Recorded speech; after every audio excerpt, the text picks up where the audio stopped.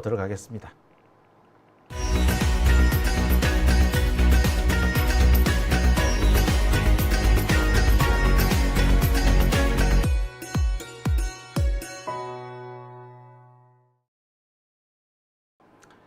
네, 오밤중의 뉴스 함께하고 계십니다.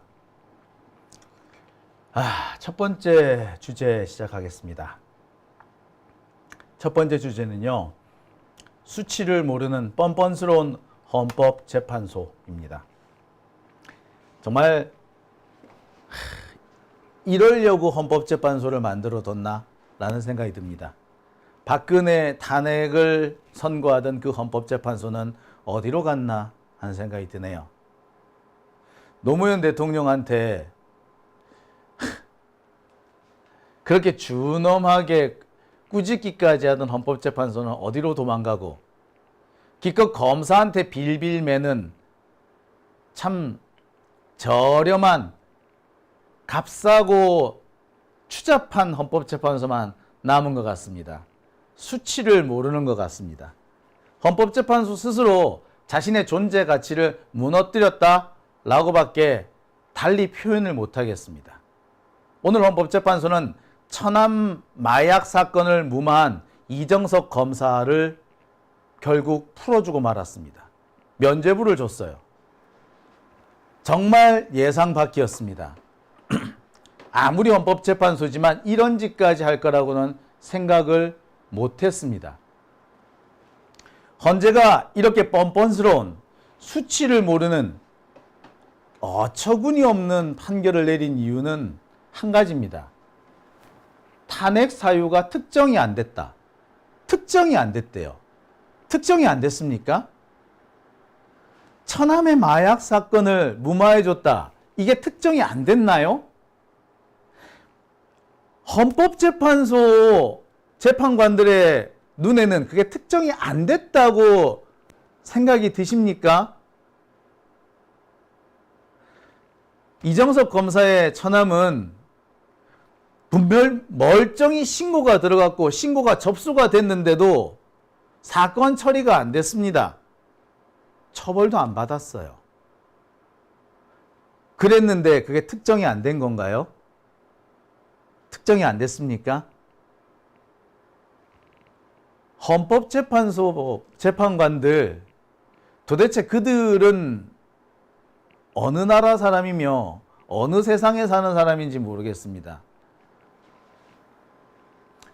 기사를 한번 읽어보겠습니다. 탄핵소추 사유 중 범죄 경력 조회 무단 열람, 부정청탁 금지법 위반 부분, 골프장 예약 편의 제공, 수사 무마 의혹 부분, 이 부분은 구체적 양상, 직무집행과의 관련성 등이 특정되지 않았다. 따라서 형식적 적법성을 갖추지 못해서 소추 사유가 아니기 때문에 아예 판단하지 않았다. 즉, 천암의 마약 사건을 무마한 것은 아예 판단조차 하지 않았다는 겁니다. 참 어처구니가 없네요. 일단 몇 가지 원인이 있습니다. 검찰이요, 이와 관련된 자료를 아예 제출을 하지 않았습니다. 이정석 검사의 감찰과 관련된, 수사와 관련된 자료를 아예 제출하지 않았어요. 그러니까 수사가 전혀 안 됐으니까 내용이 전혀 없다는 거죠. 그러니 특정이 안 됐다라면서 아예 각하를 해버린 겁니다. 아예. 그런데 말입니다. 멀쩡하게 결과물이 있지 않습니까? 결과물이 존재한다고요. 그리고 개입한 정황이 존재한다고요. 그런데 이게 특정되지 않았다라고 과연 말할 수 있습니까? 특정되지 않았다는 것은 존재하지 않는다. 존재가 확인되지 않았다라는 말과 똑같아요. 이게 도대체 어느 나라 법입니까? 이게 과연 제대로 된 법인가요? 이 나라 판사들은 어느 나라 판사입니까? 얼척이 없습니다. 자, 이 부분은요, 헌법재판소가 오늘 보도자료를 통해서 배포한 내용들입니다. 소추, 사유, 별 이렇게 쭉 나누고 결론 이렇게 나눕니다. 범죄 경력조회 무단 열람. 이 부분은 뭐냐면은요. 왜 그 이정석 검사가 처갓집한테 그 의뢰를 받죠. 문자를 막 보내가지고 누구 범죄 경력 좀 조회해줘. 이렇게. 그래서 누구 뭐 절도 있더라. 누가 뭐 살인죄더라. 그래서 누구 받아들이면 안 되겠네. 뭐 이런 식의 대화가 오가지 않습니까? 그 부분에 대해서 뭐라고 얘기한다? 특정이 되지 않았다. 라고 판결을 내립니다. 그게 특정이 안 됐어요? 상식적으로 이해가 안 되네. 특정이 되고 안 되고는 상식적으로 특정이 되느냐 안 되느냐만, 아니 보통 사람의 사고에서 구분이 될 정도만 되면 특정이 되는 거 아닙니까? 근데 이게 특정이 되지 않았다고 얘기를 합니까? 기가 차서 내 말이 안 나오네. 그렇게 따지면 이재명 대표는 뭐가 뭐 하나 특정이 돼가지고 특정이 돼서 지금 재판받고 있습니까? 예? 솔직히 이재명 대표가 지금 제3자 뇌물이니, 배임이니 이런 걸로 재판을 받고 있지만 배임죄 뭐가 배임인지 특정이 됐나요? 특정이 안 됐어요. 그런데 재판하고 있잖아요. 근데 이건 뭡니까? 자, 그 다음 볼게요. 리조트 예약 및 이용 관련. 자, 강촌에 있는 GS 리조트 여기를 한화인가요? 한화 부회장인가 누군가를 이용해서 그 공짜로 썼다 이런 얘기죠. 이와 관련해서 부정청탁방지법 김영란법 위반이냐? 이 부분에 대해서 소추 사유 불특정. 이게 소추 사유가 왜 불특정이 됩니까? 같다는 게 확인이 됐잖아요. 그런데 왜 소추 사유 불특정입니까? 같다는 게 확인됐고, 근데 이정석 검사 이름으로 예약된 건 없고, 그러면은 이게 불특정인가요? 자, 그 다음 감염법 예방법 위반. 그러니까 리조트 당시 쓸 수 없는 때였어요. 이 집단시설, 다중 이용 시설을 쓸 수 없는 때였는데, 그때 뻔히 왜 코로나19 때문에 이 다중 이용 시설을 쓸 수 없는 때인데 얘네들은 떡하니 모여가지고 밥 먹고 했잖아. 바로 그 부분에 대해서 뭐라고? 직무집행에 관한 것이 아니다. 직무집행에 관한 것은 아니지만, 자, 하지만 검사가 하지 말라는 짓을 해서 됩니까? 정부가 하지 말라는 짓. 그래서 그것을 위반하면은 다른 사람들은 과태료를 물리게 되는데, 검사라는 놈이 그것을 위반하고 몰래 숨어서 다른 사람 아무도 나타나지 않는, 그래서 오히려 사람들이 없는 그런 빈틈을 이용해서 다중이용시설을 몰래 이용했다면 그게 직무와 관련 없는 겁니까? 검사라는 직위를 악용한 거죠. 근데 그게 직무와 관련이 없어요? 참. 그리고 검사가 아니면 어느 누가 그런 짓을 해주겠습니까? 한화 부회장이 이정섭이 검사가 아닌데 그렇게 해줬겠어요? 근데 이게 직무와 관련이 없다고요? 참, 어처구니가 없어서. 골프장 예약 편의 제공. 이정석 검사 처가가 골프장이잖아. 그런데 자기 선후배 검사들 골프장 이용하게 막 해준 거. 자, 이거 뭐라고? 소추 사유 불특정이랍니다. 그 다음에 제일 황당한 게 수사무마 의혹입니다. 뭡니까? 처남의 마약 사건 있죠. 그 수사무마 의혹입니다. 근데 그 역시 소추 사유 불특정이랍니다. 소추 사유 불특정. 제일 중요한 부분이죠. 천안 마약 사건. 그래서 어떻게 보자면 제일 중요한 부분, 이게 다 하나같이 소추 사유가 특정되지 않았다라는 이유로 예, 아예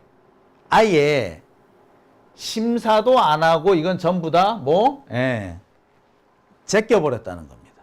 심사 자체를 안 했다는 거예요. 자,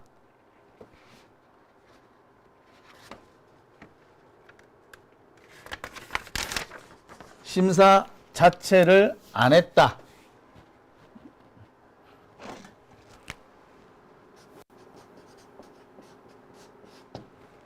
이랬답니다.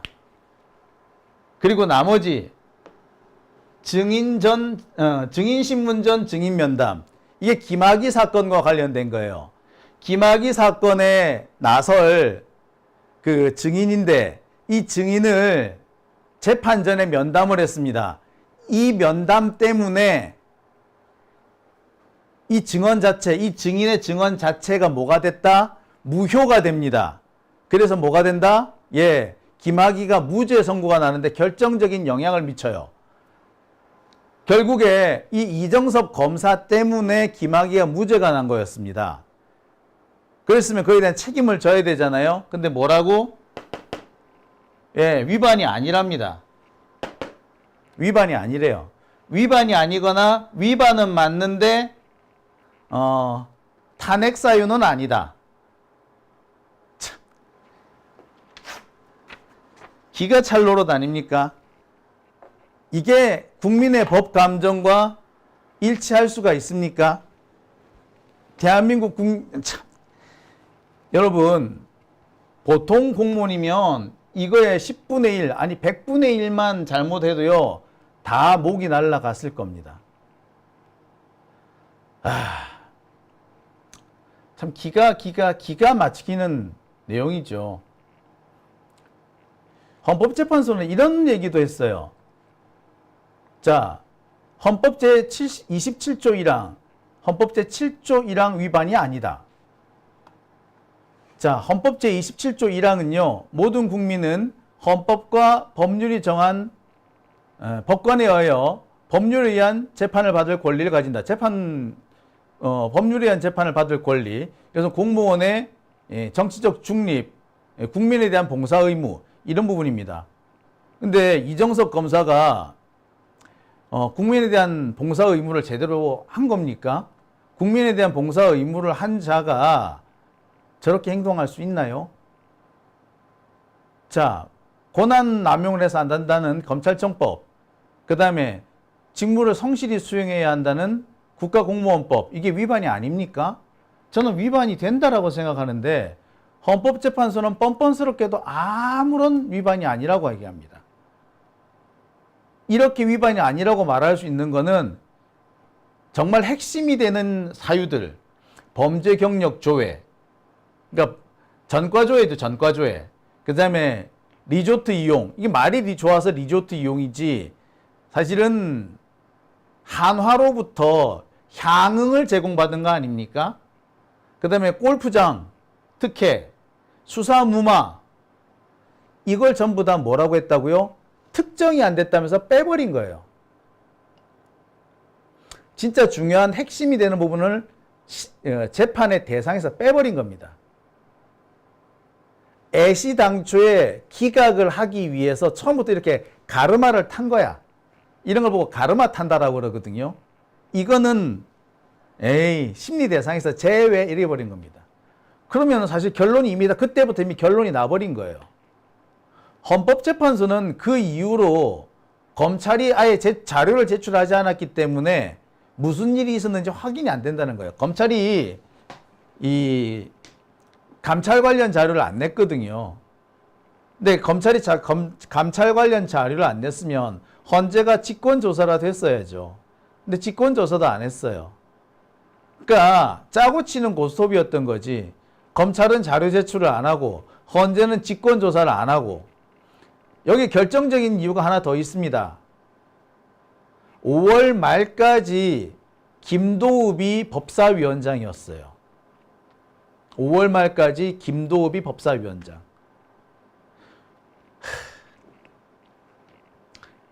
6월부터 22대 국회가 시작되지 않았습니까? 그런데 5월 말까지 5월 말까지 이 두 차례 이 변론이 열립니다. 이 헌법재판소가 이정석 검사 사건과 관련해서 총 3번의 변론을 여는데 이 중에 2번이 21대 국회 임기 때 열리고 마지막 한 번이 22대 때 열립니다. 마지막 한 번 딱 열렸어요. 근데 그때도 언제? 6월 27일입니다. 6월 27일이면 뭡니까? 국회 원 구성이 마무리되지 않았을 때예요. 그러니까 아직까지 정청래 위원장이 제 역할을 못하고 있을 때입니다. 그러니까 22대 국회가 적극적으로 개입하기 전에 이미 이 사건을 끝내버린 거죠. 헌법재판소가 제대로 된 헌법재판소라면 22대 국회가 시작되고 난 다음에 한 번 정도는 더 열었어야 돼요. 6월 22일인가가 마지막으로 변론을 열었는데 여러분 기억하실 겁니다. 우리 22대 국회 원 구성이 언제 되나요? 국회 법사위 위원장으로 정청래 위원장이 된 게 언젠가요? 딱 그 무렵이죠. 근데 정청래 위원장이 취임하자마자 바로 이 문제에 개입할 수 있겠습니까? 사실 어려워요. 개입한다고 하더라도 결정적인 영향을 못 미치는 거죠. 헌재가 정상적이라면요, 7월 정도에 한 번 정도 더 열어줬어야 정상입니다. 근데 안 열었잖아. 그러니까 결국에 김도읍이 벌려놓은 걸로 마무리 지어버린 겁니다. 딱 짜고 치는 고스톱이 만들어지는 거예요. 핑계는 좋지, 22대 국회 임기 때도 한번 열어줬잖아 라고 하는 겁니다. 확인 한번 해볼까요? 우리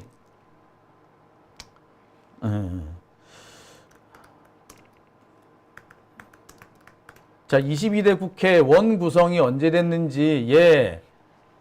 국회 22대 원 구성 완료가 6월 27일이네요. 6월 27일입니다.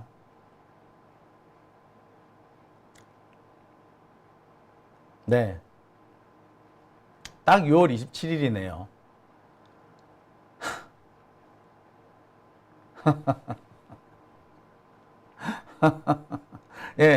그러니까 그 사이에 우원식 국회의장이 제때 국회 원 구성을 안 마치니까 이런 일이 생긴 거 아닙니까?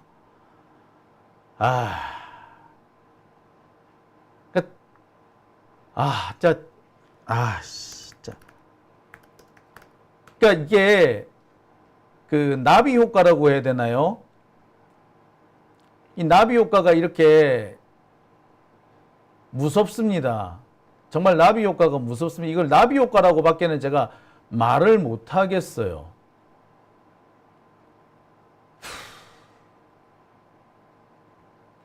참.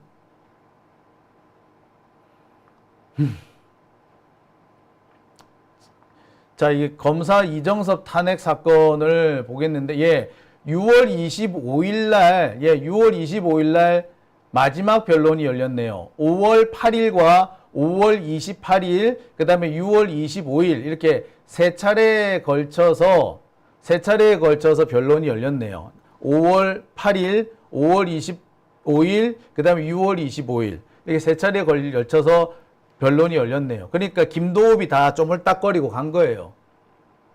그리고 정청래 위원장이 미처 손쓰기 전에 끝이 나버린 겁니다.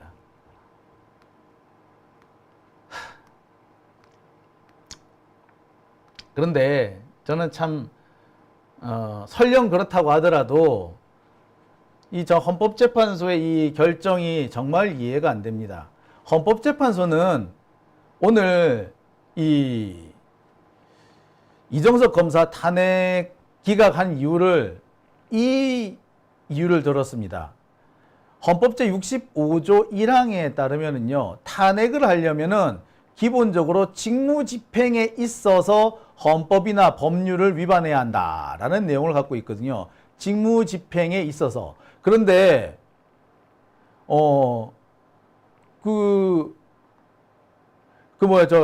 김영란법 위반이라든지 또는 전염병법 위반 이런 거 같은 경우에는 직무집행이 아니지 않느냐. 그 다음에 동료들 이 골프장 예약 잡아준 거는 직무집행이 아니지 않느냐. 그러니까 탄핵 대상이 아니다. 이렇게 해버린 겁니다. 근데 여기서 말하는 직무집행이라는 것은 직무와 관련하여라는 거예요. 직무 관련성이 있으면이라는 겁니다. 근데 직무 관련성은 있지 않습니까? 근데 참 어처구니가 없는. 그리고요, 검사는 뭐 금태를 둘렀습니까?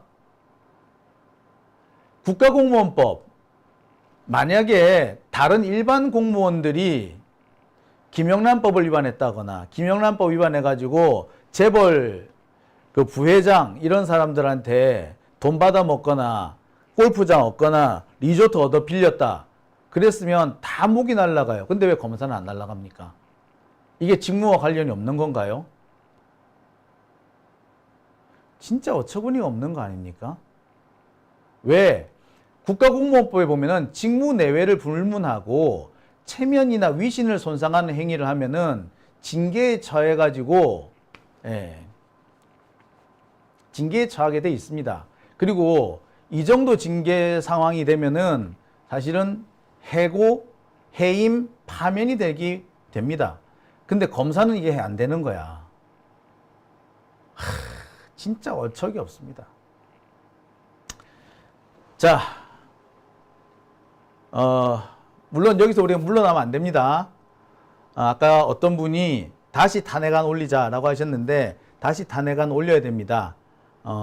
이거 아까 중요한 부분 특정되지 않았다라고 했기 때문에 판단 자체를 안 한 겁니다. 헌재에서 판단 자체를 안 했기 때문에, 그러니까 만약에 헌재에서 이게 탄핵 사유가 안 된다라고 했으면 모르겠을 때 탄핵 사유가 되는지 안 되는지 판단 아예 안 했다.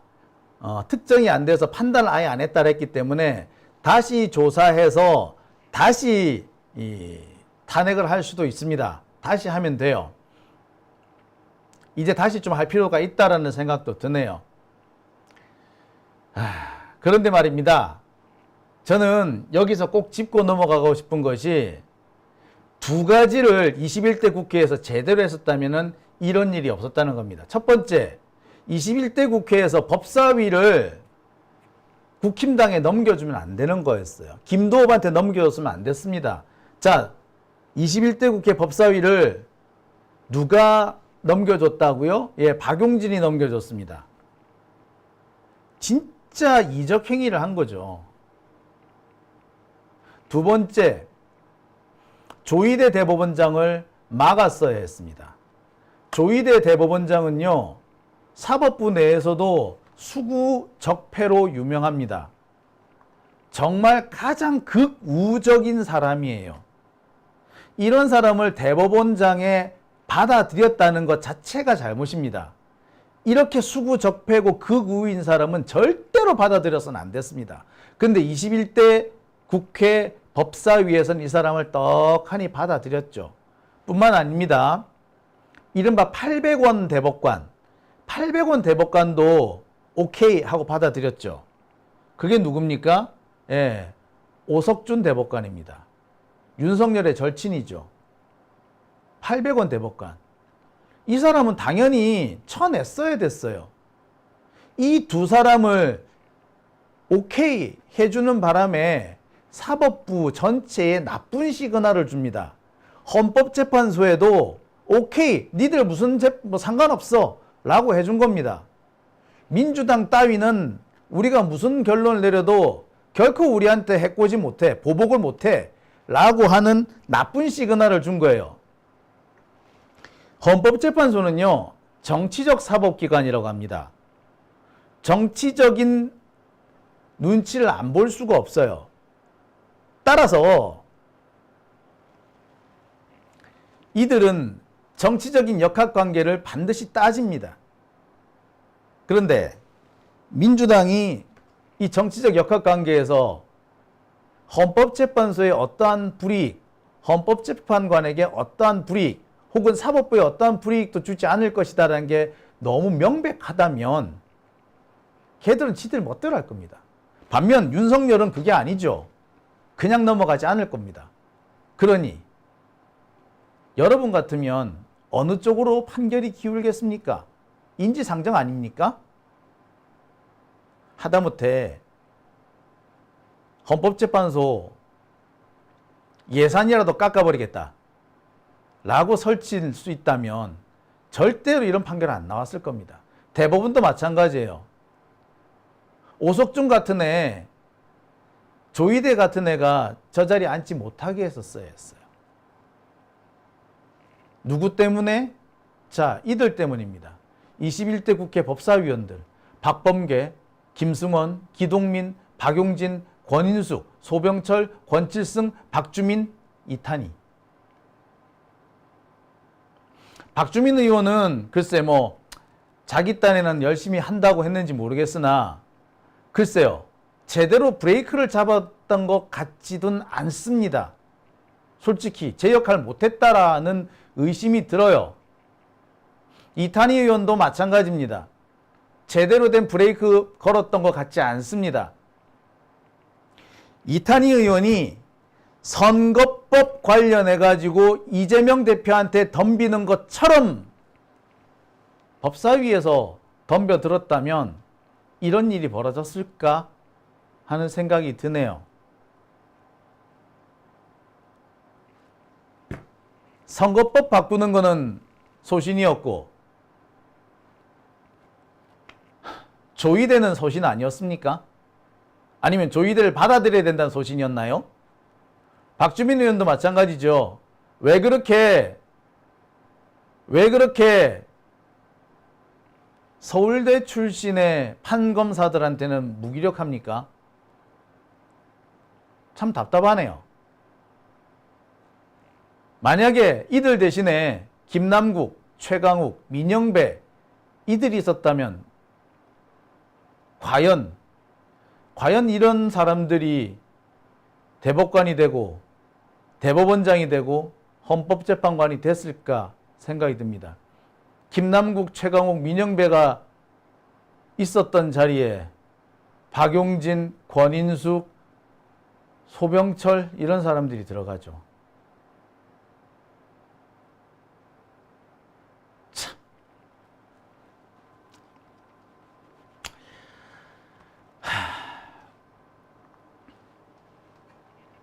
참 저는 많이 안타깝습니다. 참 안타깝습니다. 이래서는 안 되지 않겠느냐. 참 오늘 정말 속상하는 날이었습니다. 정말 속상하는 날이었습니다. 제가 몇 가지 이유를 말씀을 드렸어요. 검찰이 제대로 검찰을 제대로 통제해서 검찰이 감찰 자료를 냈더라면, 두 번째 법사위를 우리가 뺏기지 않았더라면, 세 번째 조희대나 오석준 같은 이상한 대법관들을 임명하지 않았더라면,